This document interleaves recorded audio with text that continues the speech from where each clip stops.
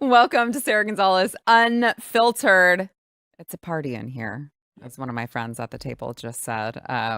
In fact, it's Jaco Booyens, Blaze TV contributor and host of The Bottom Line, who was like, I'm casually dressed. It's a party. It's a party.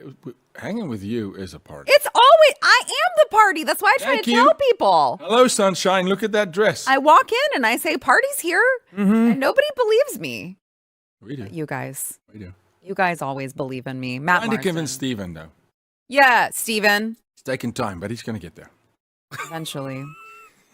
Hopefully he'll stay married to me while he just treks on that adventure. He's going to stay married to you. He just needs to understand you are a party. Steven, am I a party? I've been aware of that for a very long time. Oh, I brought the awareness to him, though. I'm so proud. For 5 years. Blaze TV contributors, both Jaco Booyens, Matt Marsden. I am happy that you guys are both here. What did our wonderful cameraman call you guys? The dynamic duo, or Did you Really? yeah? What'd you say? The dream team. Wow. That's what he said. The dream team. Thank you. So honored. Yeah. Very humbling. It's the truth. Humbling to me. Stroking his ego. He already knows. So let's talk about this latest Supreme Court, prior Supreme Court sort of win and how it impacts what's happening today with a lower court federal judge ruling. So you guys recall that we had the Trump versus CASA that didn't necessarily rule on the issue of birthright citizenship, which is what it was about, but it did rule that lower courts couldn't issue just broad nationwide injunctions. So you couldn't have a federal court in, here in Texas be like, you're not allowed to implement this policy everywhere. You can't do that. And so that's what the Supreme Court said with regard also to birthright citizenship. But today you had New Hampshire U.S. District Judge Joseph LaPlante, who appears to me like she's trying to bypass that decision, granted a preliminary injunction and halted President Trump's executive order ending birthright citizenship, and also said that he was certifying a nationwide class of people affected by President Trump's executive order. Now, you might wonder who that class of people was. Well, it's infants who are born in the United States. And so I want to get y'all's thoughts on this, but I think you might be able to blame Kavanaugh's concurrence in the CASA decision for this. I want to dig into this a little bit. By the way, remember to subscribe to the YouTube channel, Sara Gonzales Unfiltered. If you're not watching on YouTube, that's okay. We forgive you. Just go over to YouTube and make sure to subscribe to the channel. Smash the like button and let us know what you think about this in the comments. It'll help us in the algorithm, which we all know is stacked against us. So this case was filed on behalf of the United States-born infants and their parents by, it was like the ACLU in several different left-leaning states, New Hampshire, Maine, Massachusetts, the National ACLU, Immigrants' Rights Project, NAACP, Legal Defense Fund. I don't know what they have to do with that. Asian Law Caucus, Democracy Defenders Fund. And this was called Barbara et al. Versus Trump et al. They filed it on June 27th of this year. And as of the time of this taping, I like to say, the judge has only made his ruling from the bench. He did promise that he would release a written ruling later on today that will elaborate on why he found that U.S.-born infants met all the standards of class certification. But he did say that because they were all a class, that somehow they had irreparable harm done to them. And so you look at the CASA decision, and the majority decision from Chief Justice Roberts and Amy Coney Barrett said universal injunctions likely exceed the equitable authority that Congress has given to the federal courts. However, you had Kavanaugh in his concurrence who left the door open for what the judge is trying to do. because he said this, the CASA decision will not alter this court's traditional role.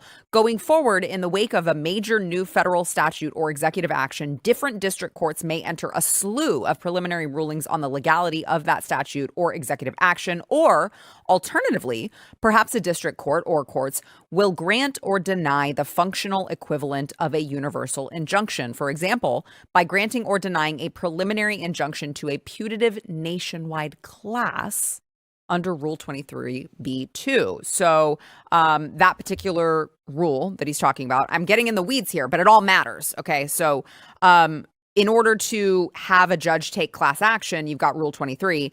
It lays out the criteria: numerosity. So you've got a class that's so big that individual lawsuits are impractical. You've got to lump them all together because not doing so would cause too many lawsuits to happen. Commonality, there are common legal or factual questions among class members. Typicality, the named plaintiff's claims are typical of the whole class. Adequacy, so the plaintiffs and their attorneys will fairly and adequately protect the interests of the entire class. And then Rule 23b, which of course Kavanaugh referenced, is the injunctive relief for that class. So we're going to wait for this judge to issue his elaboration on this. But it looks like that's how this judge is going to rationalize allowing nationwide relief through class action and skirting the SCOTUS injunction to stop trying to issue these nationwide, broad, general decisions. So, I mean, you look at this, and I think it's rather hilarious to be like, oh, well, because what he said first was like, well, this is going to cause irreparable harm to infants because they can't be citizens. I mean, they're not going to know the damn difference. And it's going to cause irreparable harm to this country if we continue allowing an industry. I mean, this is an industry, you guys. This is an industry. People come here. They pay a lot of money to come here and stay in a hotel so that they can have their babies here, so that their babies can get citizenship. It's an entire industry. It's a loophole that never should have happened. And now you've got, this SCOTUS is going to have to rule on this specific issue. You're going to think, but it's going to have to happen pretty quickly. So I don't know if I think this is happening in October, but let's go ahead. You guys go ahead and get on the record. How do you want your legacy to be remembered? Yeah. Every single justice on the Supreme Court, how do you want your legacy to be remembered? Because if you're looking at the context in which the amendments were written, the founding documents were written, you cannot possibly say that it was meant for illegal immigrants to come into this country, take advantage of the loophole, and just plop out a bunch of babies. Look, man, so much here. And I'm glad you're getting in the weeds. I actually think your audience responds really well when we get in the weeds. You've got a very educated audience. It matters. It does matter. And I don't think you need to apologize. They like it. I'll go real quick. What is striking here is how little is made of immigration law. It is impossible to rule on these things without considering immigration law. And we've not had immigration law reform forever. Some reform is needed for loopholes such as these, or for good people who are wanting to come here, like your son or my brother, who just get blocked because of some inherent, trade dispute with a nation or whatever it is. There's some reform needed, but you're going to come back to immigration law, and it's really, frankly, quite simple. Did the person who delivered a baby, were they a legal citizen or were they not? Or the law makes a provision for, are they in process of naturalization? And that law is written. It exists. There's certain things that's written in the law on green card, but there is this loophole in the process of your I-94, your green card, you become a citizen. We went through it ourselves. There's a loophole. And so without reforming immigration law, sure, there'll be a ruling now. But then maybe Thomas retires and someone else, and then what? There's another ruling in the future. Right. And so again, it's very triage-like as how we deal with the law in this country. I just come straight back to the loophole is there. The loophole has to be shut, not just by a SCOTUS ruling, but we have to go reform immigration law. And that's an act of Congress. And I don't know that the political will is there to touch it. It hasn't been for anything else. So Kavanaugh makes that statement. I mean, he gave them the pass. He gave them the opening. He does. Take this and run with it. He tells the lower courts, hey, really, it's a punt. Yeah. And when the Supreme Court starts punting, because remember how it works, because we just had 2 cases in the Supreme Court that we helped, and we won both of them, praise God, right? But it was a Texas court that said, we don't want it, we punted to the Fifth Circuit. Fifth Circuit punt, you punt up. Right. When the Supreme Court starts punting back down, unlike Roe v. Wade, it should never have gone to the Supreme Court. The states rule. When he opens a gap and say lower courts, the lower courts are stacked with liberal judges. Yeah. They're not going to rule pro-Constitution. They will not, ever.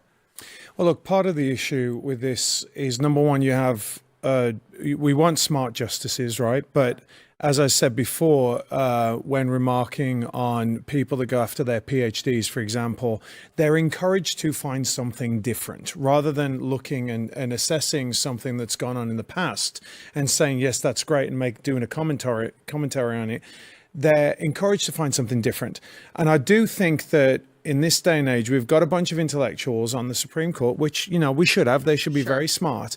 But I do feel like Not all of them are intellectual. Well, not all of them, actually. That's true. Ketanji Brown knows nothing. She told us. She couldn't tell you what a woman is. What a woman is. But I'm talking about like the Amy Coney Barrett is very, very smart. Sure. I've told you before, like I know she is. I know Gorsuch is very smart. These are very smart people. But sometimes that can be to their detriment. They're too smart and they try and like overthink things.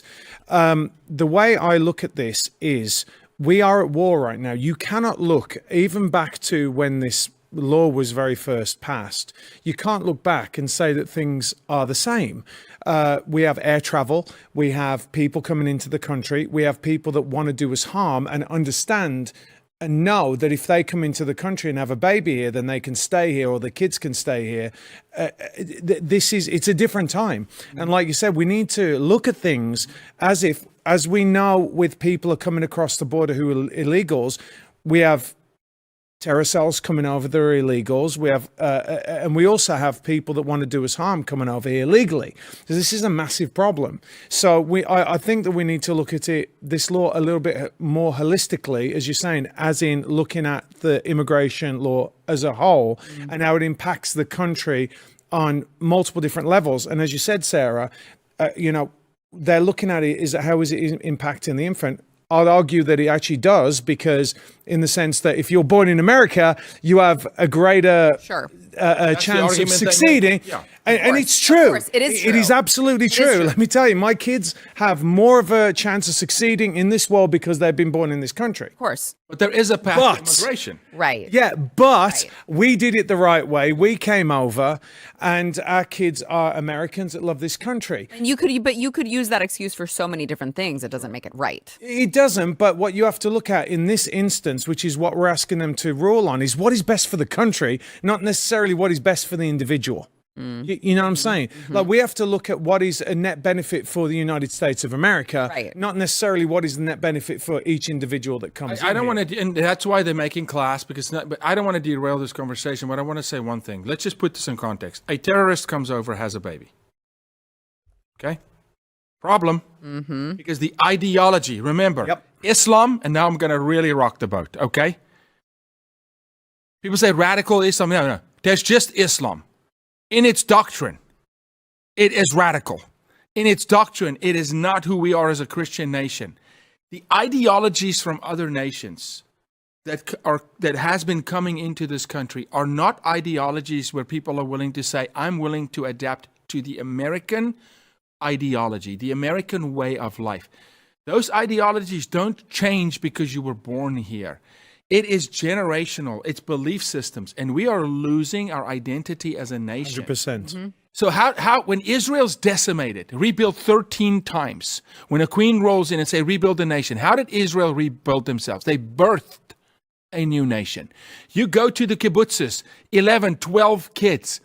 You birth a new culture into a nation. We have to be very careful here by just letting people, student visas, students coming in on F1 visas, having babies. You do understand when that child turns 18, they can file for their parent to be immigrants, to be legal immigrants, to become citizens. So you could literally birth your way into a different cultural direction in a country. This loophole is very dangerous. And they don't have to pick up arms. Like No, a foreign no, country no. doesn't have to pick up arms to attack. That's what I'm saying. It's a national security issue.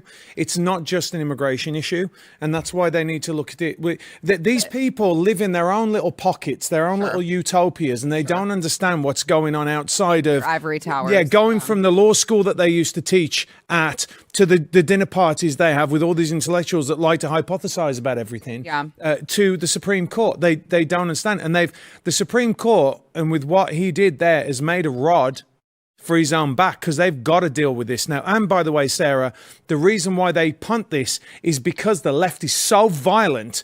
These Supreme Court justices are afraid. Like, don't think they're not, because they are. They've had people dox them. They've had people rock up outside their houses. Right? So this is a very serious thing, and we really need to look at it holistically and stop it. Yeah.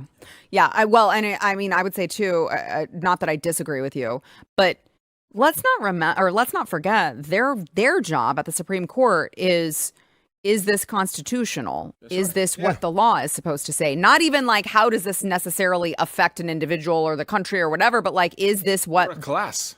Right. Or a class. What does the Constitution say about this? What does the law say about this? What do our founding documents say about this? And again, if you look at the context, because everyone wants to go back to the 14th Amendment as if that's what's protecting birthright citizenship. If you go back to the context of that was very clearly written for children of slaves. Slaves, yeah. It had nothing to do with people who were illegally here, people who were here on a tourist visa, people who were not citizens of this country. It had absolutely nothing to do with that. So it's like, take everything else out of it. Look at that particular issue right there. You can't rule any other way. And yet, I'm just not that confident in what they're going to rule. So I we'll find out one way or the other. You know what's going to happen. Yeah. I don't even want to put it in. I don't even want to put it into the universe. Like, I don't even want to give it any legs, but I'm just saying it's not a given. I mean, you look at that and you know the context and you know the history and you're like, I know our documents were not set up to allow this, and yet I don't have the confidence in a quote 6-3 majority that we will actually get that ruling the way that it should be. Look, and yeah, go ahead real quick. Do stupid things, win stupid prizes. And you're about to see that. Yeah, I hope not. But all right, we've got more to come. First, we want to thank our sponsor of this segment, NativePath. So listen, healthcare costs are skyrocketing. Big Pharma, you guys know, I talk about it all the time. They're raking in billions of dollars. It's anybody's guess what insurance will cover tomorrow. That is why focusing on prevention is a smart move, okay? That's also why this research from the American Heart Association grabbed my attention. They found that about 3 grams of omega-3s a day can help support healthy blood pressure. So listen, don't make the mistake of believing that fish oil is going to give you sufficient omega-3s. That is why I started taking NativePath Antarctic Krill Oil. It gives you omega-3s that your body can actually absorb, because a lot of the fish oil that you're taking, you don't realize this, your body's not absorbing it all. So you're not getting the full benefits. It absorbs way better than fish oil, and it's got an antioxidant called astaxanthin. And it doesn't just help support your heart, it helps support brain health, reduce inflammation, and help ease joint pain and stiffness. So listen, go check them out. I take it every day. I have felt way better since. That's all I can tell you is there are a lot of people who take it. They feel just as good as me. And I believe that they also have a guarantee. So you got nothing to lose. You can get started with up to 66% off and free shipping. Go to nativekrill.com/unfiltered. That's nativekrill.com/unfiltered.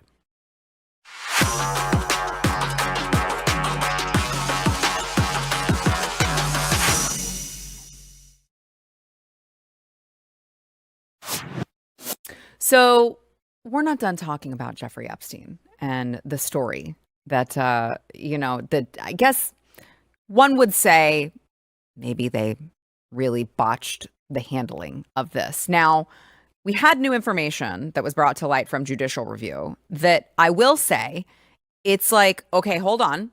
Is this a play? Is the DOJ still investigating Jeffrey Epstein? And maybe this is why they're making the decisions that they are. So I want to give just like a quick reminder of the FBI DOJ conclusion. I'm sure unless you're living under a rock, you know that they said the systematic review revealed no incriminating client list. There was also no credible evidence found that Epstein blackmailed prominent individuals as part of his actions.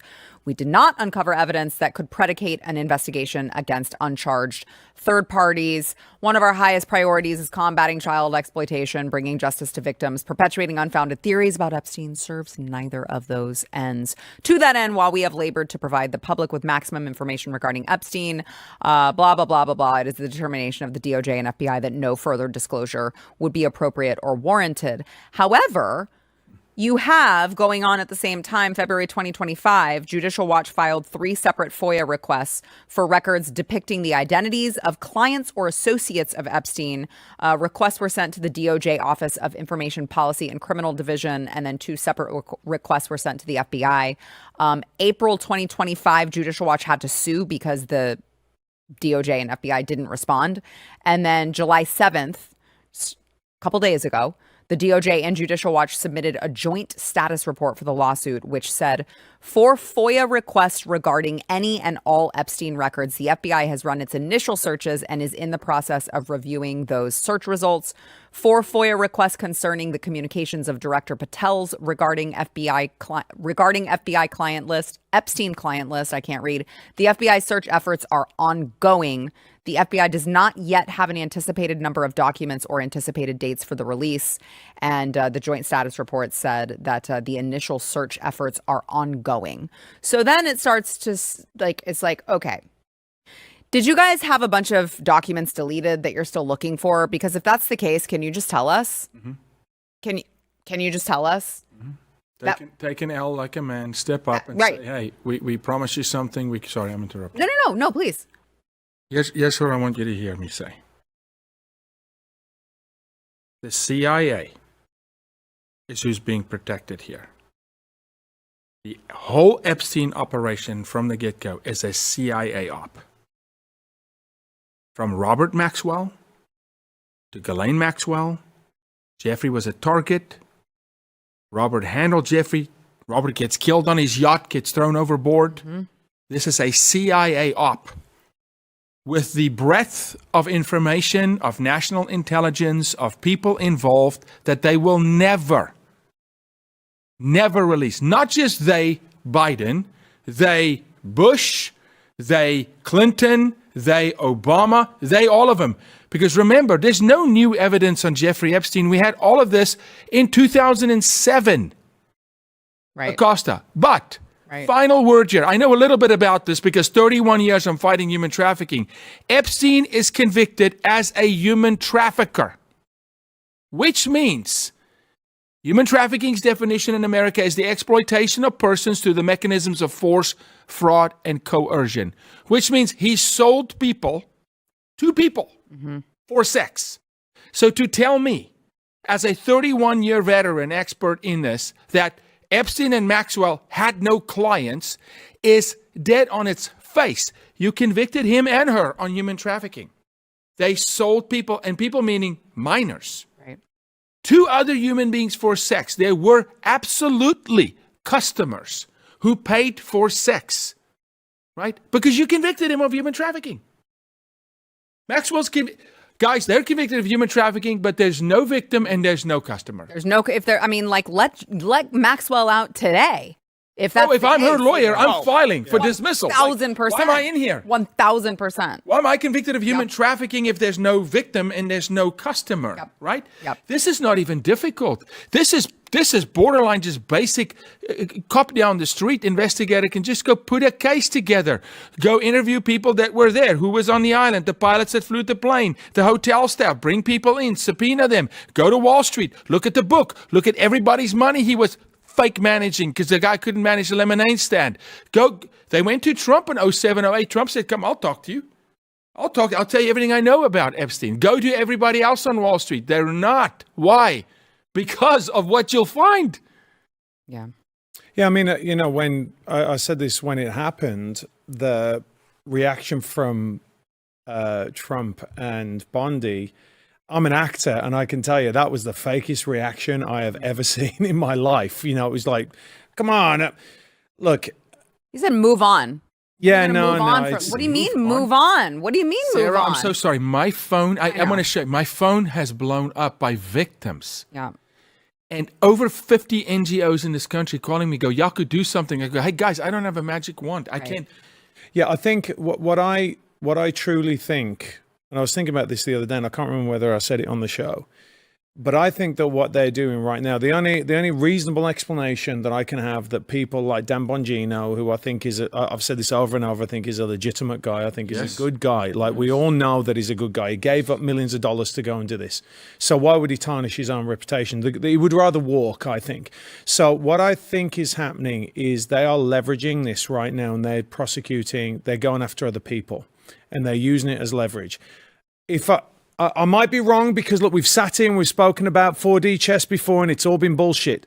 But I think that what they're doing is they've said this, people are going, okay, I'm all right. See, that's what I'm wondering. I think looking to close in. I think they are. I think that if Bondi would have had a better reaction to it and been smarter about the way she responded, then she could have batted it off a little bit better.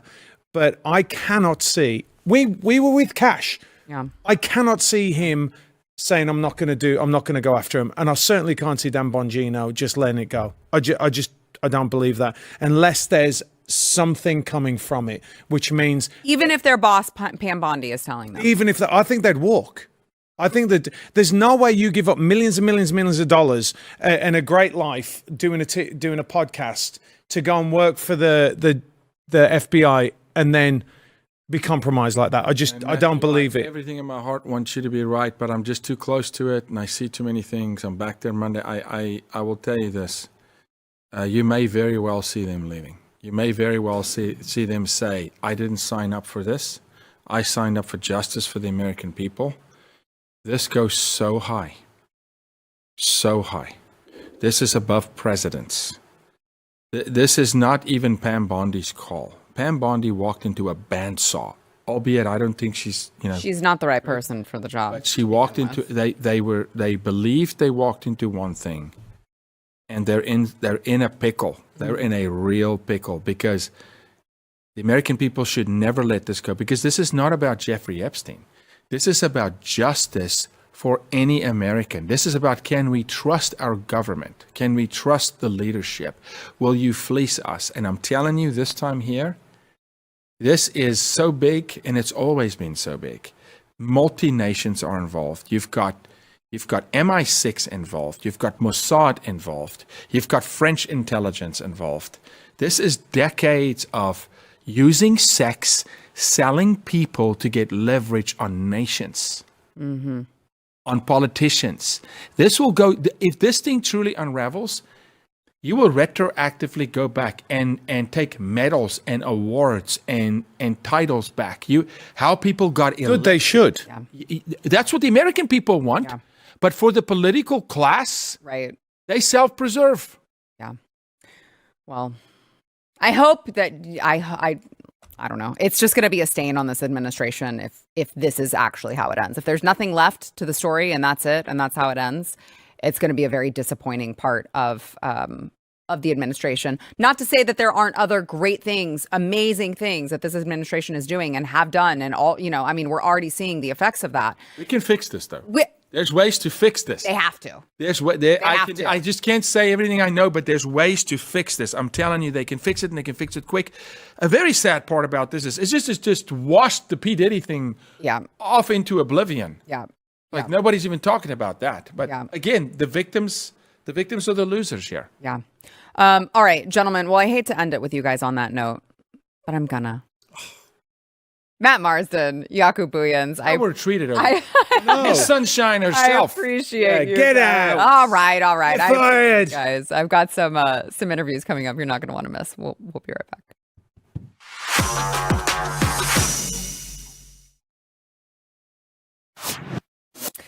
Sometimes I am, scrolling the headlines as one does when you have a daily show, and I'm like, I read something that's really cool, and then I'm like, hey, wait a second, I know that guy. And I just so happened to be scrolling the news and saw that Oklahoma is actually teaming up with PragerU to vet teachers, I guess teachers relocating with an America First test. And I was like, oh my gosh, Oklahoma State Superintendent Ryan Walters must be behind this one. They're ensuring commitment to America First education. I freaking love this. And I wanted to bring on, of course, Ryan Walters himself to discuss this latest. Hey, how are you, friend? I'm great. I mean, honestly, you and I talked about this, about how do we make sure when we're getting new teachers in, we're recruiting, how do we make sure that they're not going to come in with all that nonsense? So, hey, you and I have been talking about this for a while, haven't we? Yeah, we have. And you are like Mr. Execution. You're just like, we're not just going to talk about ideas. We're not going to talk about fluff. We're going to discuss a good idea and then we're going to execute on that. And so that's what you guys are doing here with this this test. So do I have this right that this is this mostly focusing on teachers who are relocating from these woke progressive states with these progressive education policies that you're trying to weed out, or is it everyone? Great question. So first of all, we passed this earlier in the year. Every single teacher that enters our schools, they have to pass a civics exam. I know that's common sense, you would think. I mean, the teachers unions fought us on it. We even had some Republicans fight us on it. And we're going, guys, if you don't understand America, what are you doing in our classroom? So we already require that of every teacher. But then we saw that nut job, Gavin Newsom, come out and say, hey, here in California, we're going to make sure our teachers are clear that there's no differences between the genders. I mean, just this absolute woke nonsense. And I said, okay, listen, if you're going to move here from California, hey, look, if you're conservative, if you've got some common sense and you want to help kids, that's great. But let me tell you something. We don't do that garbage here in Oklahoma. So I'm going to work with PragerU. Got great friends at PragerU. I called them up and said, hey, can you help me with this? And of course, they were like, absolutely. They jumped all over it. And I said, we're going to make sure, number one, if you come here, you got to know, as kind of Arnold Schwarzenegger said on Kindergarten Cop, boys are boys, girls are girls, right? So let's make sure we got that straight. So they got to pass that part of the test, no biological differences between the two genders.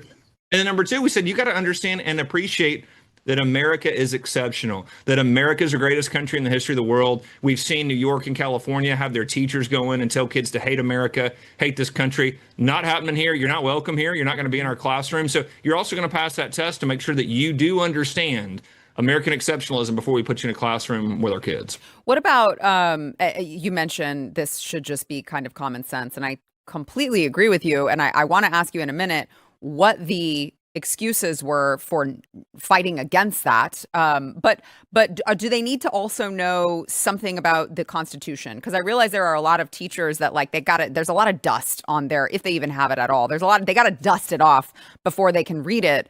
Is knowledge of the Constitution required in that as well?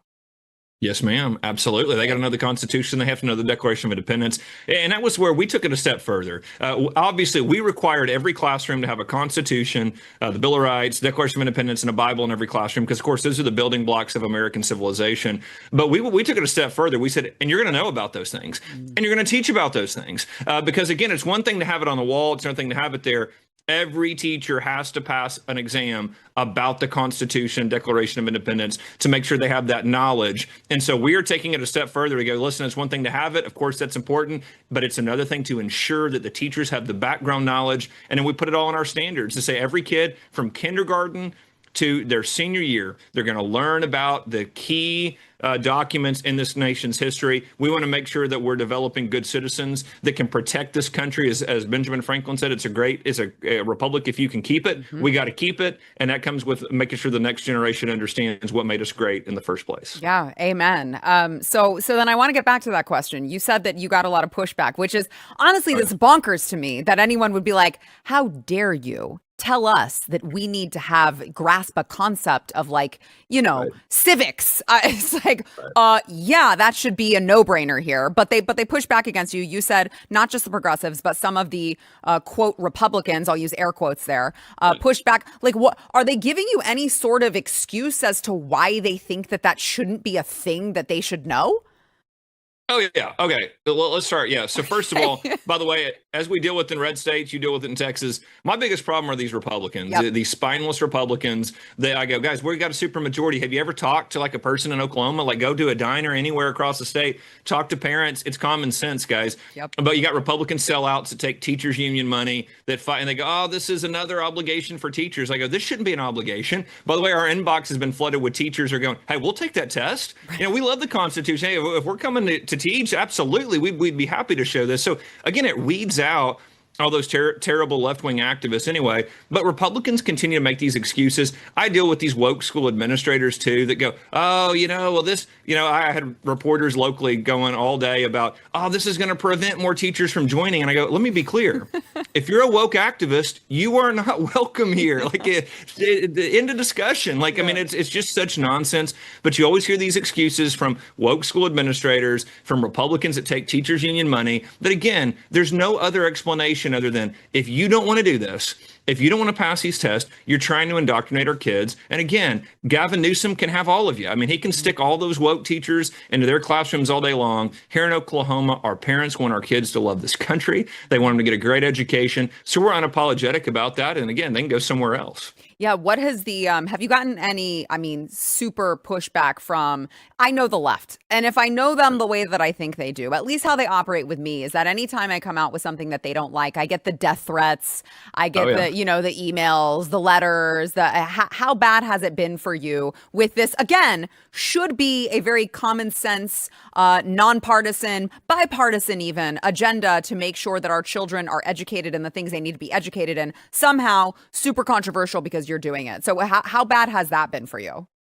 Well, look, that doesn't bother me or worry me, Sure. but I'll tell you, look, me and my family, we get death threats daily. I mean, the tolerant left, they're so tolerant, that they love to threaten you. They love to threaten your family, all that kind of nonsense. So, yeah, absolutely. They do all those things. They try to pressure any kind of conservative that's out there on the front lines. And it's, again, I'll tell you, I mean, it's nasty. They do and say anything. And this is where we've got to stand up. You got parents out here that are getting, nickeled and dimed by the government. They're getting their kids, that they're trying to warp kids against the country. And frankly, they're trying to turn kids against their parents. They're trying to turn kids against their family. That's why they're always attacking family traditional values in this country. And again, we got to fight for our kids. We got to stand up. And again, there's nobody out in the front lines fighting more than you right there. I mean, you have taken it, the fight to the leftist. And when you do that, it gets nasty. And so, look, I've always appreciated your courage. You're a national hero with that. And, we've got to all stand together and say, listen, if we're not going to protect our kids, we're not going to have a country anymore. And so I think that we've got to stand firm. And look, the left, we know Marxist theology. We know what they do. They are going to capture the next generation. That they know that to continue their plot to destroy this country, they have to have the kids. And so you got President Trump literally taking bullets. You've got leaders like you out in the front lines. We have all got to stand together and not just let you guys take all the bullets. We've got to get out there in front. We've got to be protecting our families and our kids. Yeah, well, I appreciate your great work so much there in the state of Oklahoma. I know I tell you all the time, I'm like, where the hell is Orion Walters in Texas? Because we need Orion Walters in Texas. But before I let you go, I do want to get your opinion, just get your take really quickly on, I read earlier today that the Trump administration is now having to sue Gavin Newsom and the state of California because, as you mentioned, so easy in kindergarten cop, even a 5-year-old, a kindergartner can grasp the concept of biological differences between boys and girls. Gavin Newsom says, no, we're going to continue men in sports, males in girl sports, because I guess, I don't know, he likes the patriarchy. I know they told us there was a patriarchy. We never realized it was actually them that were committing the patriarchal offense by putting men in girl sports. What's your take on that?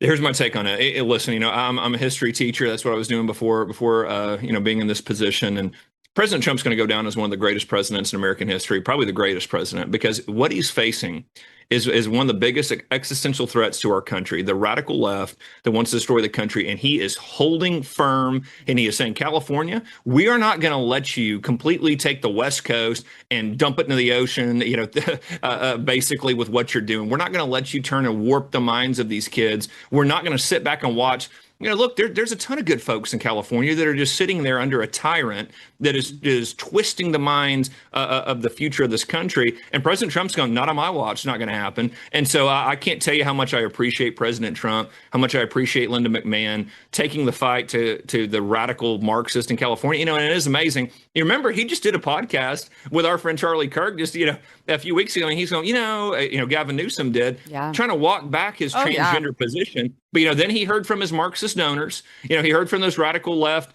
base that he's got. And he goes, okay, actually, I got to go right back to that. Okay. I can't even have a somewhat common sense position on this. I got to hold the line. And it just shows you that the Democrat Party has been captured by the most radical elements our country's ever seen. They're not going to compromise. They're not going to slow down. We have to defeat them in every election moving forward. And we've got to defeat them with policy. Like you said at the very beginning, We can't just say the things. You've got to do the things. If you're an elected official, everybody out there, hold your elected officials accountable. Move the needle.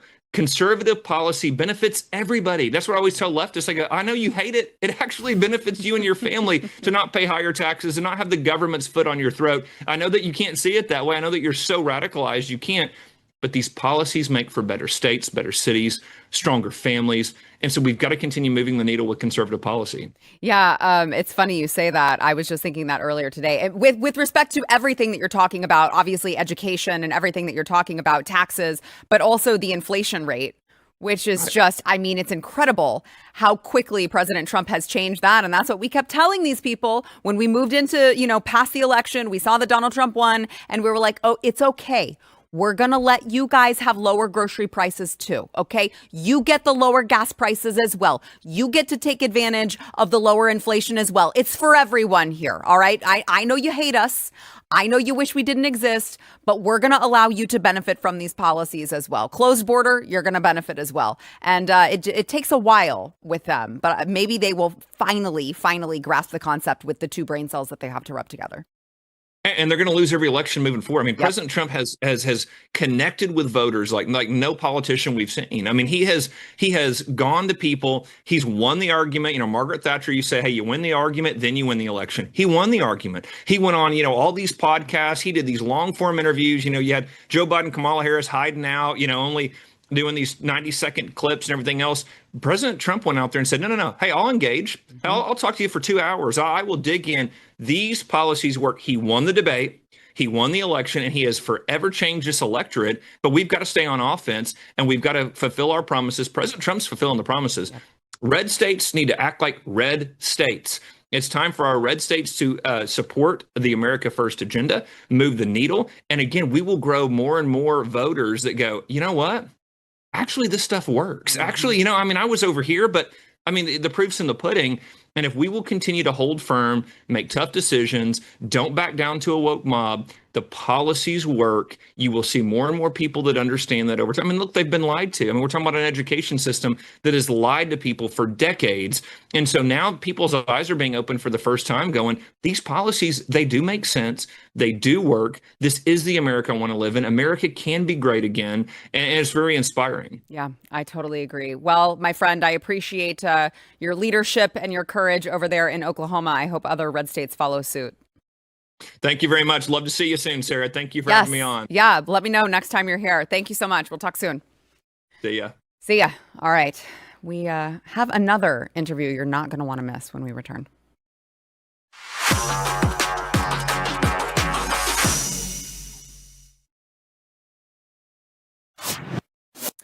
Does the name Douglas Mackey ring any bells? It should. I'm sure that you remember the meme maker, Douglas Mackey, who has been battling for his First Amendment rights and had this case against him that he was fighting for the longest time. He was indicted in February 2021 by Biden's DOJ Attorney General Merrick Garland for sharing a meme 5 years earlier, which they argued interfered with the 2016 election. Remember, this was the avoid the line, vote from home during the election. Text Hillary to 59925. Now, I don't know if this could get me. With this DOJ, I won't get in trouble. With the prior DOJ, it would probably get me in trouble to say this. But my argument would be, if you're dumb enough to believe that meme, you don't deserve to vote in the first place. I don't want you to vote. It's nothing personal. It's just we don't want retarded people voting in our elections. That's how we got Joe Biden to begin with. So Douglas Mackey been battling for his First Amendment rights ever since. Should never have happened, but he has good news, actually. And I'd like to bring him on to discuss this. Douglas, I know the news, but I want you to tell the audience what the latest is with your case. Thanks for having me, Sarah. Yeah, so yesterday, on my first day of vacation, I got the great news in the morning that the case was dismissed. Well, actually, even better than dismissed. The conviction was vacated, and they ordered the district court to enter a judgment of acquittal, not guilty. So not only is it going to be dismissed, it's actually a not guilty verdict, which is even better. Wow.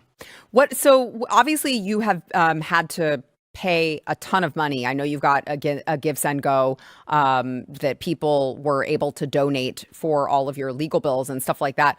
Is that just something that it's like, well, tough shit, you just have to pay that money and you don't get any, legal. I mean, it seems like you should get some sort of a remedy for the fact that you've had all of this vacated. It never should have happened to begin with. You're still stuck paying all of that money? Oh, yeah, absolutely. So the court said that there was not enough evidence. The evidence was insufficient that there was a conspiracy, and that didn't stop these prosecutors from bringing the case, which just goes to show that this was politicized. So we are going to be seeking legal recourse with this civil suit, seeking those damages. Like you said, we're talking about millions of dollars, and we're talking about hundreds of thousands still owed. We are going to be seeking damages from the DOJ, and hopefully, since President Trump is trying to get beyond weaponization, hopefully they see the merit in that. Yeah, I mean, you mentioned that the way that they were able to try to use the mental gymnastics to say that you had done anything was that you conspired to injure citizens in the exercise of their right to vote. Now, I don't know what you're allowed to say and not say. It seems like you can say whatever the hell you want now that this was thrown out by the appellate court. But am I wrong? I'm like, listen, if someone believes that meme, that's kind of on them. Well, it's a really interesting hypothetical, and there's an argument to be made there. I mean, look, if I want to vote in the state of New York, which is where they prosecuted me, there's deadlines. If I don't meet the deadlines, I can't vote. I mean, there are some steps, some basic intelligence that people need to be able to vote. However, the hypothetical is purely in theory, right? Because there's no evidence that anybody actually fell for this meme at all. And they tried finding them. We know because we have the evidence in the discovery. They actually tried finding people and couldn't find a single person. You're kidding. Not at all. We have the interview transcript. I honestly, I got to give it to them with this, Douglas. You would think, I mean, the left is really dumb. You would think that they would have been able to find at least one person who was like, I texted the word Hillary to that number and I just got back a random, this didn't go through. You would think that they would have been able to find at least one person. They couldn't even find that. Yeah. That's how bad their case was. Not even a Democrat could believe that. So are you still needing to raise money because you said your fight's not over. You now have to go back and try to get some sort of a remedy for all of your money? The fight's not over. I shed about 2 tears of joy, and then it was right back into war mode here. So memedefensefund.com, memedefensefund.com, and I have to shout out to patriotfreedomproject.com. I'll be working with them. That's Cynthia Hughes, who's going to be shifting from not only just helping J6ers seek justice, but also other Americans who are wronged by this system, especially under the Biden regime. So we're raising money to pay off legal debts and also to fund ongoing litigation. Hopefully it's going to be sooner rather than later at memedefensefund.com. Great. Well, one last question here, because I know we got to go. Did you plan for this vacation to happen at the same time? Did you know you were getting this news? This was just all random. I had no idea, and it's the greatest news. I just hiked up a beautiful mountain today. I had no idea this news was coming down the pike. That's great. Well, I'm glad that you got it while on vacation. I'm glad that it happened. Obviously, it's not you have not been made whole yet, and we want to help you do that. But congratulations, my friend. Thank you. Thank you. We'll talk soon. All right. Make sure that you go help him out, memedefensefund.com. That's it for us here at Sara Gonzales Unfiltered. We will see you guys tomorrow.